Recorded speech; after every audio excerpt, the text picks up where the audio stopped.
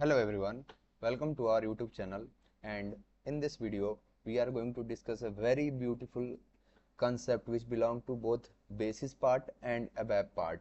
This is a concept is known as job scheduling in ABAP. We are going to see how a basis consultant is going to create a particular job for a particular time interval, and we will also see how using function modules concept we will be able to schedule a background job. So before going to the implementation part, let's start with the introduction part. What is a job? So a job is nothing but any operation, any program which is getting executed, it can be called as a job.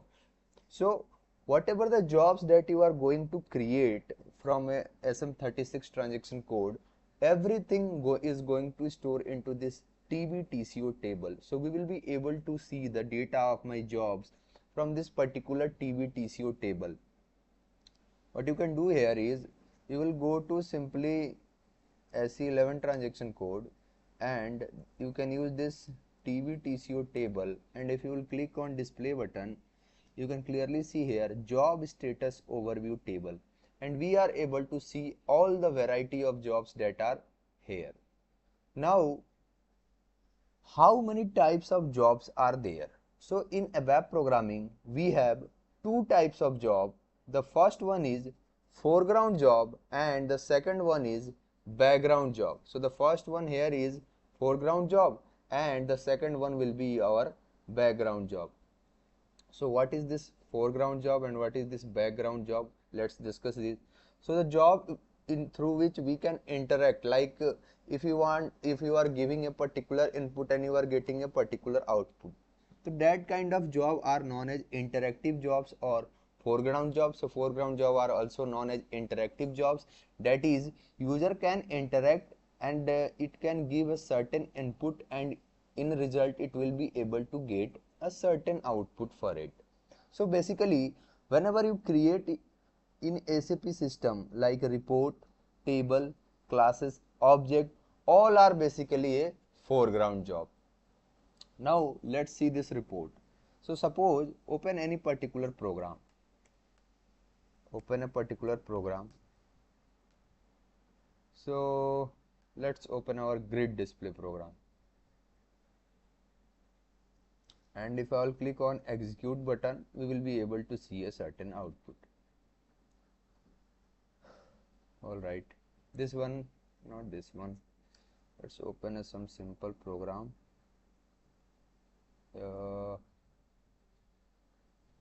List display.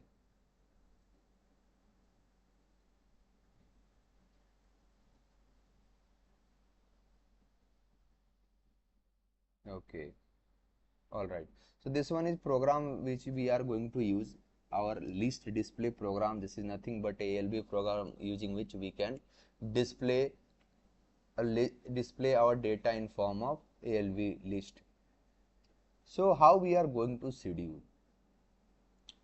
Now the question here is, the first type of job is foreground job and the second kind of job that we have is a background job. So what are background jobs? So background jobs are non-interactive jobs and user cannot interact with the job.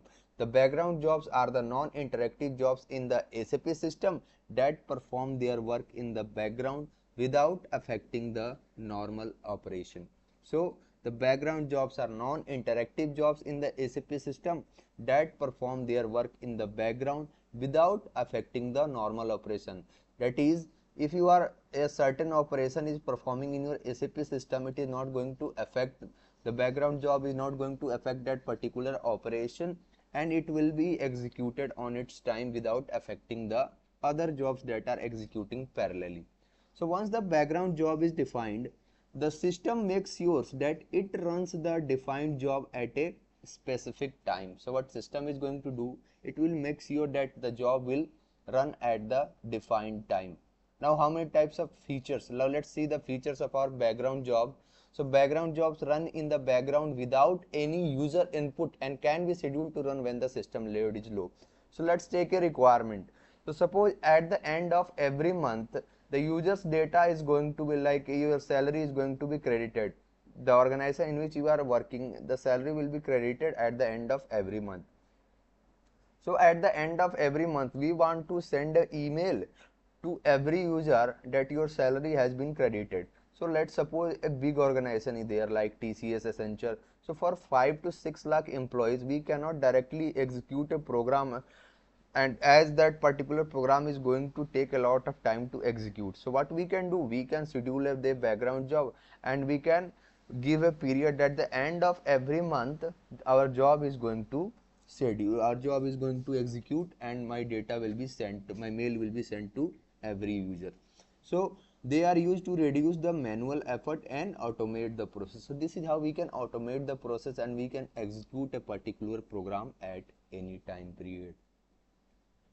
So the transaction code of background job is nothing but SM36. SM36 is the transaction code using which we can create a background job, and SM37 is the transaction code using which we can check the status of a background job. So let's create a background job for our particular ALV list display program. What I will do, I will go to SE36 and I will go to SM36 and I will give a name. So ZAR job list display. This is the first job that I am creating. Now you can see that second field that we have is job class. So what is this job class? So in job class you will be able to see three kinds of classes are there. Just click on this F4 button and you can see here we have high priority, middle priority and low priority. So using this particular step, you can define the priority of the job that you are going to schedule.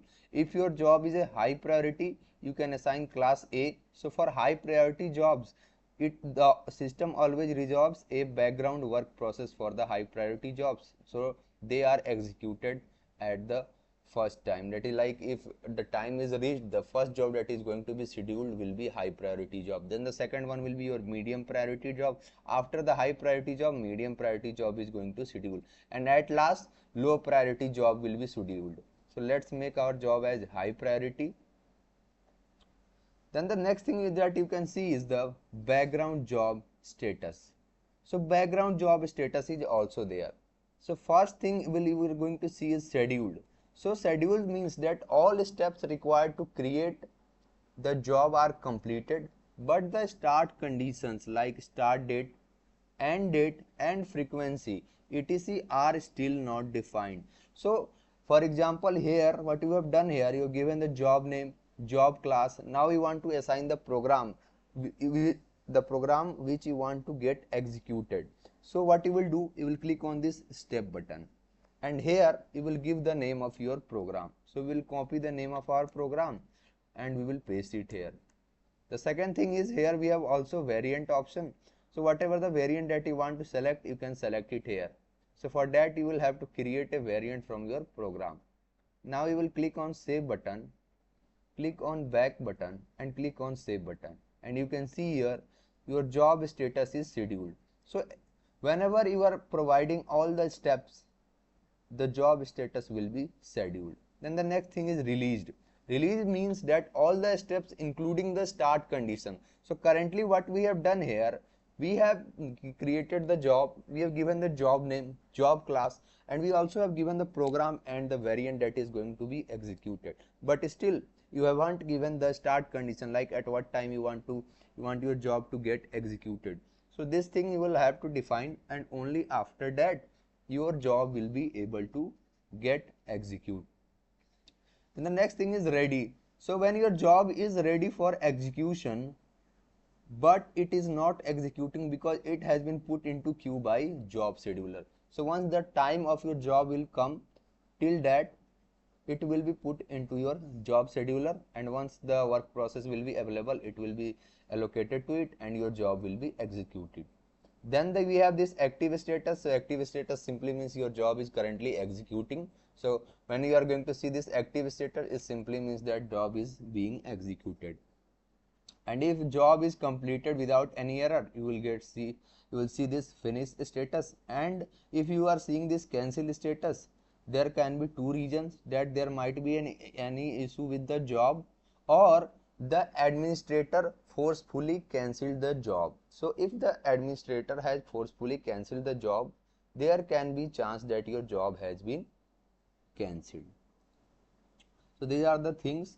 Now we will go for the scheduling part. So till now we have already given our job name, program name. Now we will allocate our start condition. So we will click on this start condition, and here you can see various steps. So let's start with the immediate one. So first we will go for the immediate part, so that we will be able to see how your job is getting executed. So we will click on this immediate button, click on save button, and here click on save button, and you can see here the job status has been released. Now we will go to SM37. So simply go to SM37 and click on execute button, and here you can see wait a minute, this job, not this one. What was the name of our job? This one. Let's paste it here and click on execute button. Yeah, you can see here my job has been finished, and the time was 17:16. So the same time at which you have allocated your job, it get executed, because you have given the time as immediate. So on an immediate basis your job got executed. Then the next thing is, if you want to see the job output, what you can do, you will select this one, and you can go for this job log. So simply job log is going to tell you when job was started, when job was like a step you have started, then the one job got finished, everything we are going to see into the job log. And if you want to see the output, simply click on this spool button, select this and click on type. You will be able to see all the records that are there. So output you are going to see here. I hope this difference is clear. Now for a particular time period, so how you are going to schedule a particular job for a particular time period. So this is a very important concept, and we are going to see it here. So what we will do, we will again go to SM36. This time I am going to give a name for my job. Again 01 job class. I will go for start condition. Okay, let's refresh it. SM36, give a name for job, take job class as A. We will go to step, assign the name, variant, click on save button, back, save. Now we will go to start condition, and here you can see this date and time. So using this you can allocate when you want your job to be scheduled. So for that we will select the current time. So my current time is 7:10:23. I will select it simply. Then the next thing we will select is time. So current time is, what is the current time? We will go for it, 1919. We will click on save button, and you can see here schedule date is in past. Now why schedule date is showing is in past? There is an important step here is, we will go for this 10:05. Now I will click on save button. Still it is showing schedule date is in past. Okay, 10.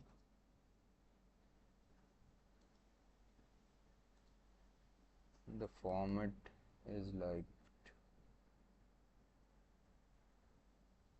wait a minute, 05 010 202. Let's check our system date first. Okay, system status.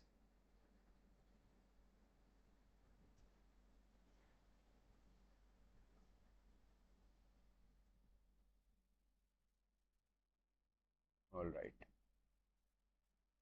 So we will go to start condition, date and time. and this time we will select this date. Okay, and time, what time we are going to select, it will be 1921. I hope this difference is clear. So now we will click on save button. Still its date showing is in past. Why it is showing is in past?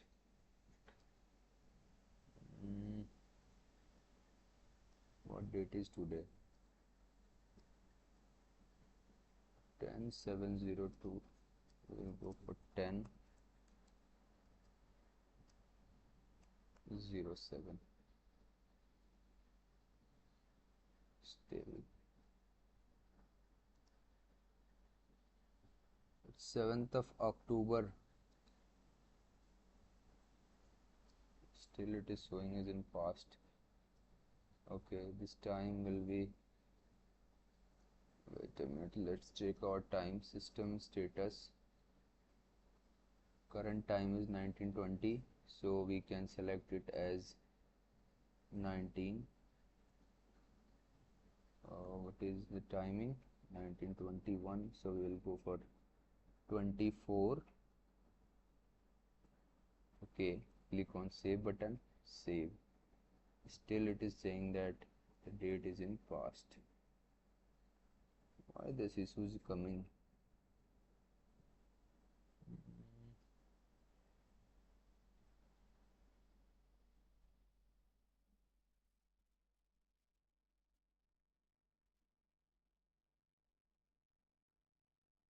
7th of October. Yeah, now it is okay. So start condition, my date is like 7th of October, so that is why I was getting this issue. Now we will click on save button. So my job has been sent to release status. Now we can go to SM37. I will go to simply SM37. I will give my job name here and I will click on execute button. You can see the status is released. And what is the timing that I have given? Timing was 24. So let's wait for 24 and let's wait for a couple of seconds.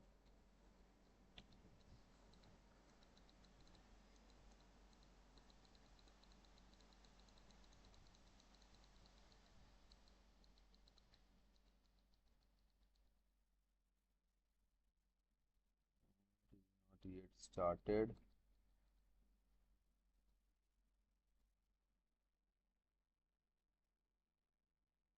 Okay, so it's 1923:46. Wait for 30 seconds more. Uh,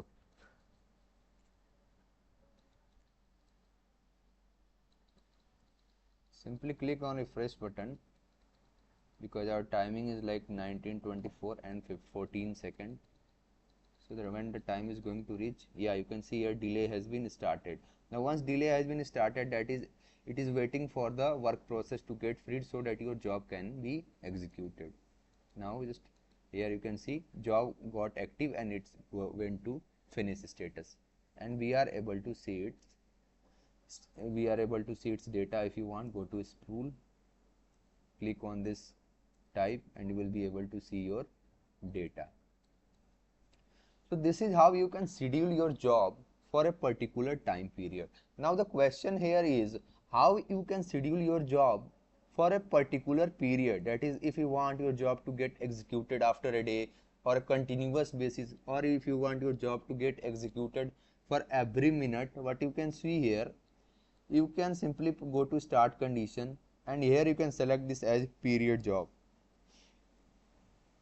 Click on period values and suppose I want my job to get executed after every minute. So I have selected here as 1 minute and I will click on save button, click on save button, click on save button, and oh sorry, time has been passed already.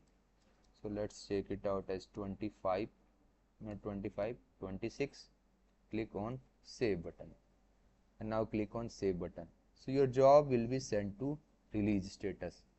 Now if I will go to SM36 and I will click on execute button, Here you will see that one job is in release status and your current time is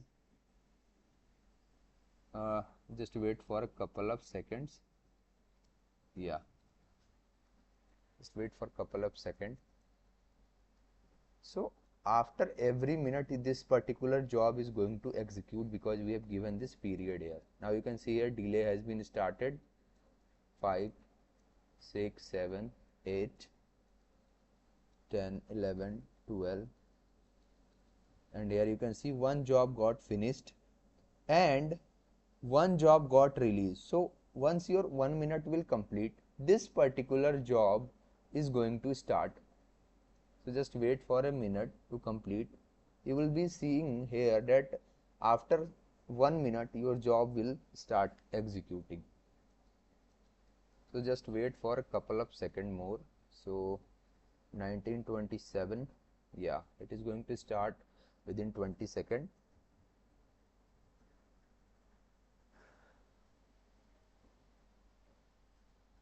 Just wait for a second.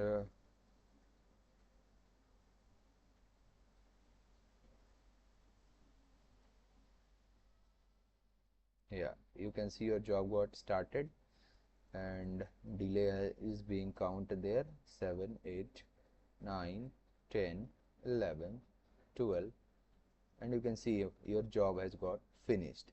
So this is how you can schedule a job for a particular time period. Now if you want to delete your job, you can select it, go for job, and first you simply complete it into schedule mode. Now if you want to delete a particular job, here you can simply select it and delete it. I will delete this one as well. Job, delete, yes. So if you are going for this time for release status, you will can see there is no release job. So this is how you can create your job, schedule your job for a particular time period, schedule your job for immediate basis, and schedule your job for a particular period. Like if you want the job to be repeated for every 30 minutes or for every minute or for every day, you can simply select it. We have variety of options here. You can see here in the start condition, if you will go for the period values, you can see here we have variety of other options. So you can select it accordingly and your job will be executing on that particular manner. So I hope this difference is clear and you guys are now able to create any background job, schedule any background job. There are basically two kinds of job in our ABAP programming. The first one is foreground job. So any job that you are going to create, you are going to interact, that is if you are going to give any input, it will be able to give a particular output. And any job, if you are not able to interact, it will be called as a background job. Background job can be scheduled from SM36 transaction code and you can see its status from SM37 transaction code. So I hope this difference is clear. Thank you very much for watching the video, and if you guys like this video, please share it. Thank you very much.